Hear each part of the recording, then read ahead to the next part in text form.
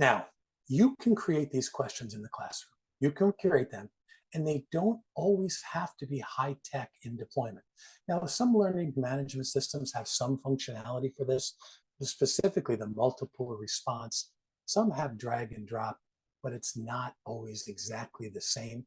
It takes a little bit. Now, it's not my job here. I don't really have time to teach learning management systems, but use what you have to be able to make these.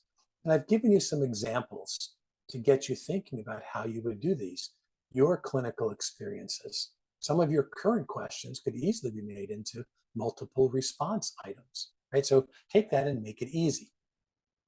Now, one of the concepts that I think is going to help you in making questions is called the concept of the twisted sister, the old National Registry term, that you write one question and then you spin it off into different questions that have a similar core, but they're ultimately different questions, right? So as you do this, I want you to think about twisted sisters. Now I'm going to show you this next slide. I came up with this question, right? 45-year-olds found by bystanders unresponsive on the street. Patient sitting up appears confused. You observe a small streak of blood on the side of the patient's mouth. As you speak to the patient, they become less confused. Choose the condition the patient presents with and your treatment. Right, a couple points from this. First of all, this is a seizure. Now, there's two things that are going to make you think seizure over hypoglycemia or opioid overdose. One is the small streak of blood on the side of the mouth. Biting the tongue or the lip is significant, right? Our students should know that. Now, the patient gradually becomes less confused. That's that postictal period where they gradually get better. See how we subtly work these things in, like the National Registry, but we don't hit the students over the head. Some of our class exams are too easy. We're afraid to be ambiguous and be able to make questions that don't have a lot of information, but have just enough information. So this is a generalized seizure, and your treatment is to transport the patient, right? Now let's look at this.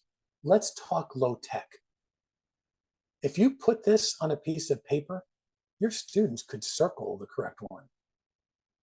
They might not drag and drop, but you know what? They're pretty good on their phones. They can not only drag and drop, they can swipe left and right and swipe up and down and do any of those things that are out there. It's not the tech part that's going to be the issue. It's the knowledge part. Can they pick out and value the important stuff and do differential diagnosis? So putting this on paper, they can circle those, and it's the same exact mental experience, same exact decision-making process without the tech part. But quite frankly, the decision-making part is harder than the tech part. So I wrote this question like, yeah, can I spin this off into another question? Oh, sure I can. Same exact choices. 45-year-old was found unresponsive, stumbling on the street. You arrive to find the patient sitting up, appears confused, cool, moist skin, and an elevated pulse. This time they become more confused. All right. So as you see this, cool, moist skin, elevated pulse, stumbling, and moist skin, elevated pulse, hypoglycemia presents with moist skin. Now, I know there's some old-time educators that are here. I say old-time, have some experience under their belts. And we used to call hypoglycemia insulin shot. Why? Because it looks like shot, right? So as you do this, you can go through and make this because of this patient presentation is hypoglycemia. Nothing about respiratory depression in here, but that moist skin, elevated pulse, becoming more confused. Hypoglycemia, we administer glucose. Do I have one more question I can make out of this as a twisted sister? Oh yeah. 45-year-old was found by bystanders unresponsive on the street. You arrived to find the patient unresponsive, shallow respirations, pulse of 96, respiratory rate of 8, 116 on 70, setting at 90% low. That's the opioid overdose. We're going to give them naloxone. So in doing this, when we go through, the concept of the twisted sister is a way for you to multiply your item writing abilities. I used all the same distractors. Now, would I put these all in the same test? Probably not. But in doing the, because then you basically just rule them out. It's like, okay, there's one left.